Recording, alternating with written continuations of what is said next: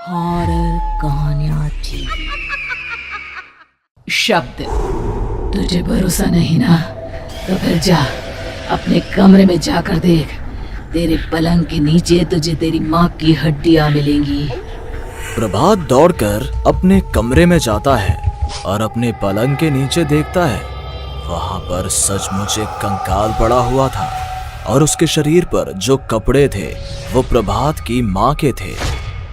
क्या बात है, आज तो आप सुबह से ही बहुत बिजी हैं। ऐसा क्या लिख रहे हैं? बस एक फैमिली की कहानी लिख रहा था। जैसे हमारी फैमिली है ना, तुम, माँ और मैं, लेकिन थोड़े अलग तरीके से, क्योंकि ये कहानी हॉरर है और इसमें जो आदमी है ना, मैंने उसकी बीवी को मार दिया है। मतलब कहानी में ऐसा लिखा है। और जानती हो, उसके बाद जो बीवी है ना, वो एक बुरी आत्मा बन जाती है। क्या बेटा, इस तरह की डरावनी कहानियां क्यों लिखता है तू? जानता है ना, हम जो सोचते हैं, जो लिखते हैं, हमारा दिमाग पूरा दिन वैसा ही होता रहता है। माँ, परेशान होने वाली क्या बात है? राइटर हूँ मैं, मेरा तो काम है कहानियां लिखना। और वैसे भी ये सिर्फ एक कहानी है माँ, कोई सच नहीं है। उसके बाद कुछ दिन बीत जाते हैं। एक रात प्रभात को अपने ऑफिस से लौटने में देरी हो जाती है। रात के लगभग 12 बजे हुए थे। प्रभात जैसे ही अपने घर पहुंचता है, उसने देखा कि उसकी पत्नी दुर्गा डाइनिंग टेबल पर उसका इंतजार कर रही है। आ गए आप? कब से आपका इंतजार कर रही थी। देखिए ना, खाना भी ठंडा हो गया है। अरे दुर्गा, आज तुमने अपने इतने लंबे लंबे बालों को खोलकर क्यों रखा है? तुम तो हमेशा अपने बाल बांध कर रखती हो। वो क्या है ना प्रभात, जब इंसान अपनी जिंदगी से मुक्त हो जाता है ना, तो उसे दूसरे सारे बंधन खोल देने चाहिए। इसलिए मैंने अपने बालों के बंधन भी खोल दिए। ये तुम किस तरह की बातें कर रही हो? तुम ठीक तो हो? मैं बिल्कुल ठीक हूँ प्रभात। अच्छा चलो खाना खाओ। वो क्या है ना दुर्गा, मुझे भूख नहीं है। ऑफिस में कुछ खा लिया था। कोई बात नहीं, मैं तुम्हारे लिए एप्पल काट देती हूँ, एप्पल खा लो। नहीं दुर्गा, मुझे नहीं खाना है, मेरा मन नहीं है यार। तभी अचानक से दुर्गा अपने हाथ में एक बड़ा सा चाकू लेकर प्रभात पर हमला कर देती है। प्रभात अपने आप को बचाने की कोशिश करता है। आज मैं तुझे नहीं छोड़ूंगी, तुझे अपने साथ लेकर जाऊंगी अपनी दुनिया में। ये क्या बोल रही हो तुम? तुम्हारा दिमाग खराब हो गया है। आखिर तुम हो कौन? दुर्गा अपनी गर्दन टेढ़ी करते हुए बोलती है। मैं दुर्गा हूँ, तुम्हारी पत्नी। ध्यान से देखो मेरी आंखों में। प्रभात बुरी तरह से डर जाता है और घबराहट में वो चाकू अपनी पत्नी के पेट में मार देता है। उसकी पत्नी की वहीं के वहीं मौत हो जाती है और उसकी चीख की आवाज सुनकर उर्मिला दौड़ते हुए बाहर आती है। ये तूने क्या किया प्रभात? तुमने अपनी पत्नी का खून कर दिया। लेकिन तू तो उसे बहुत प्यार करता था बेटा। तूने बहू को क्यों मार डाला? माँ, ये आपकी बहू नहीं थी, इसके अंदर कोई बुरी आत्मा घुसाई थी। मैं नहीं जानता ये सब कैसे हो गया, लेकिन वो मुझ पर हमला कर रही थी, मुझे मारने की कोशिश कर रही थी। माँ, मैंने कुछ नहीं किया। ये तूने क्या कर दिया बेटा? दुर्गा ने मुझे कहा था कि वो तेरी कहानी को उस कैरेक्टर की तरह एक्टिंग करके तुझे डराने की कोशिश करेगी। अरे वो तो तेरे साथ मजाक कर रही थी। हे भगवान, ये क्या हो गया? इसका मतलब दुर्गा। लेकिन माँ, मैंने जो कहानी लिखी थी उसमें भी ऐसा ही हुआ था। उस औरत ने अपने पति के साथ मजाक किया और गलती से उसके पति ने उसके पेट में चाकू मार दिया। मेरी कहानी सच कैसे हो सकती है? माँ, मुझे बहुत डर लग रहा है। अब ये सोच, दुर्गा की लाश का क्या करें हम? अगर गलती से भी ये बात बाहर फैल गई ना, तो तुझे पूरी जिंदगी जेल की सलाखों के पीछे रहना पड़ेगा। एक काम करते हैं माँ, हम घर के पीछे वाले बगीचे में उसकी लाश को दबा देते हैं। अगर कोई पूछेगा तो कह देंगे कि उर्मिला अपने मायके गई और फिर एक दिन हम भी अचानक यहाँ से कहीं दूर चले जाएंगे। कोई नहीं आएगा हमें पूछने, कोई नहीं आएगा माँ, बाद में जो होगा हम देख लेंगे।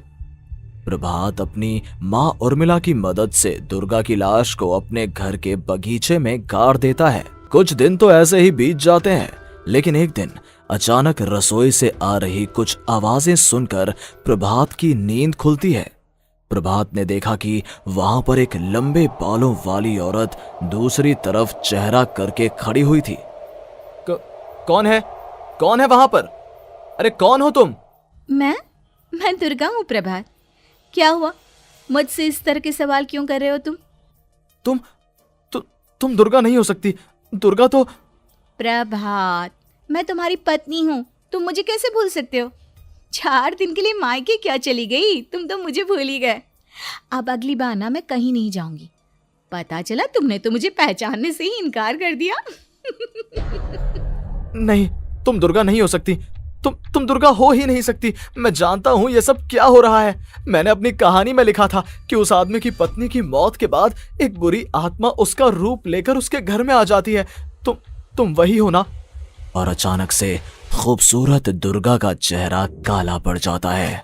उसकी आंखें लाल हो जाती हैं और पूरे शरीर पर बाल, लंबे नुकीले नाखून, उसके दोनों पैर उल्टे हो जाते हैं और बेहद डरावनी आवाज में वो चिल्लाकर कहती है, बुरी आत्मा, मेरा खून करके मुझे अपने ही घर में गाड़ कर तू मुझे बुरी आत्मा कह रहा है?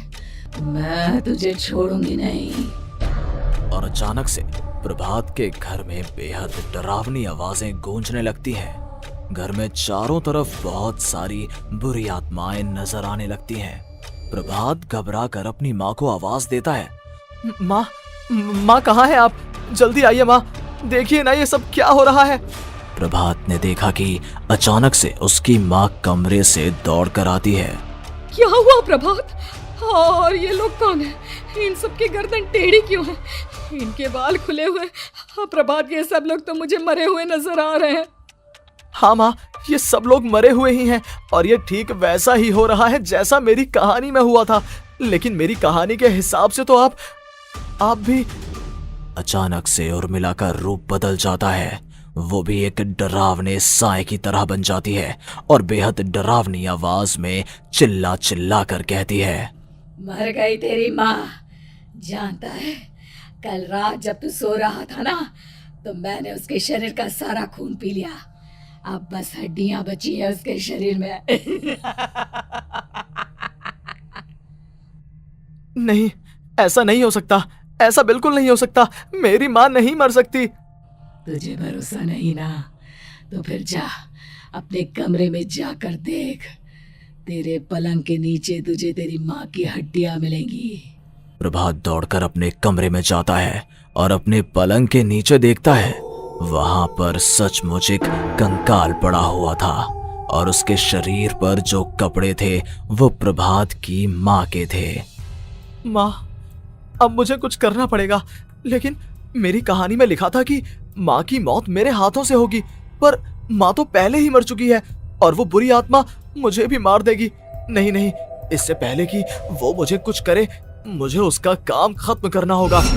प्रभात अपने हाथ में बड़ा सा चाकू लेकर उस बुरी आत्मा पर हमला कर देता है जिसने प्रभात की माँ का रूप लिया हुआ था, और अगले ही पल वो नीचे गिर जाती है और उसके शरीर से खून बहने लगता है। ऐसा नहीं हो सकता। एक बुरी आत्मा के शरीर में तो खून होता ही नहीं है। तो क्या सच में मैंने अपनी माँ को मार दिया? लेकिन अभी कुछ देर पहले तो फिर वो कंकाल किसका है? और ये कौन है? मैं पागल हो जाऊंगा। और अपनी माँ की लाश, इसका मैं क्या करूं? लोग पूछेंगे तो मैं क्या जवाब दूंगा? तभी वहां पर दुर्गा का रूप लेकर जो आत्मा थी उसने प्रभात से कहा, गाड़ दे अपनी माँ को ले जाकर उसी जगह जहाँ तूने मेरा खून करके मुझे गाड़ दिया था। जा, चला जा। घबराया हुआ प्रभात पागलों की तरह अपनी माँ की लाश को लेकर बगीचे में गाड़ देता है। प्रभात की हालत पागलों जैसी हो जाती है। वो अपने आप को अपने घर में बंद कर लेता है। कहानी के हिसाब से तो आगे ये हुआ था कि कहानी लिखने वाले ने उन बुरी आत्माओं से डरकर आत्महत्या कर ली थी। तो क्या मैं भी मर जाऊंगा? क्या मैं भी आत्महत्या कर लूंगा? एक काम करता हूँ, मैं अपनी कहानी का अंत बदल देता हूँ। हाँ, ये मैंने पहले क्यों नहीं सोचा। मैं लिख दूंगा कि कहानी को लिखने वाला आत्महत्या नहीं करता, बल्कि कहीं दूर जाकर नए सिरे से अपनी जिंदगी शुरू करता है। यही सोचकर प्रभात ने अपनी लिखी हुई कहानी को बाहर निकाला और उसे पढ़ना शुरू किया। ये देखकर वो हैरान रह गया कि कहानी का क्लाइमैक्स तो किसी ने पहले ही बदल दिया था। ये क्या? इसमें तो लिखा हुआ है कि आखिर में उस लेखक की पत्नी और माँ दोनों बगीचे में जिंदा दफन थे। बुरी आत्माओं ने उनको कैद करके रखा था और वो लेखक अपनी माँ और पत्नी दोनों को जिंदा बाहर निकाल लेता है। लेकिन ये सब लिख किसने दिया? प्रभात दौड़कर बगीचे में जाता है और वहां पर खुदाई करना शुरू कर देता है। प्रभात देखता है कि वहां पर लकड़ी के 2 बड़े संदूक हैं और उनके अंदर से आवाजें आ रही हैं। प्रभात, प्रभात बचा लो मुझे, अगर थोड़ी देर और हो गई तो वो मुझे छोड़ेगी नहीं। बेटा देखो, मैं इस बक्से के अंदर बंद हूँ, प्लीज मुझे बाहर निकालो, वो बुरी आत्मा किसी भी वक्त मुझे मार डालेगी। प्रभात वो दोनों बक्से बाहर निकालता है और अपनी पत्नी और माँ दोनों को आजाद करवा लेता है। लेकिन तभी वहां पर अचानक से एक बेहद डरावनी और खौफनाक दिखने वाली औरत आ जाती है। तुझे क्या लगा था इतनी आसानी से अपनी पत्नी और माँ को बचा लेगा? बस 5 मिनट और उसके बाद अमावस का चांद आसमान में आने ही वाला है। लेकिन तूने इन दोनों को बाहर निकाल लिया, अब तुझे मरना होगा। नहीं, मैं जानता हूँ मैं नहीं मरूंगा, और अब आगे क्या करना है ये भी मुझे पता है। प्रभात, ये बहुत खतरनाक है, हमें मार डालेगी। प्रभात, चलो यहाँ से। नहीं दुर्गा, अब मुझे अच्छी तरह से पता चल चुका है कि इस बुरी आत्मा से हम कैसे पीछा छुड़वा सकते हैं। और इतना कहकर प्रभात अपने हाथ में पकड़ी हुई सिंदूर की थैली उस बुरी आत्मा के ऊपर उछाल देता है। कुछ ही देर में वो जमीन पर गिरकर राख में बदल जाती है। ये सब क्या हो रहा था बेटा? ये सब तुम्हारी लिखी हुई इस कहानी की वजह से हुआ है ना? नहीं माँ, पहले मुझे भी ऐसा ही लगा, लेकिन बाद में पता चला कि बरसों पहले हमारे इस बगीचे की जमीन के अंदर किसी को जिंदा गाड़ दिया गया था और बस उसी औरत की आत्मा हमें परेशान कर रही थी। उसी ने मेरे शब्दों में जान डालकर उस कहानी को जिंदा कर दिया था। मुझे माफ कर दो प्रभात, मैंने आपकी कहानी के साथ छेड़छाड़ की थी और उसे बदल दिया था। माफी मांगने की जरूरत नहीं है दुर्गा, तुम्हारे उस बदलाव की वजह से ही आज हम सब जिंदा हैं, क्योंकि आखिर में कहानी में वो हुआ जो तुमने लिखा था।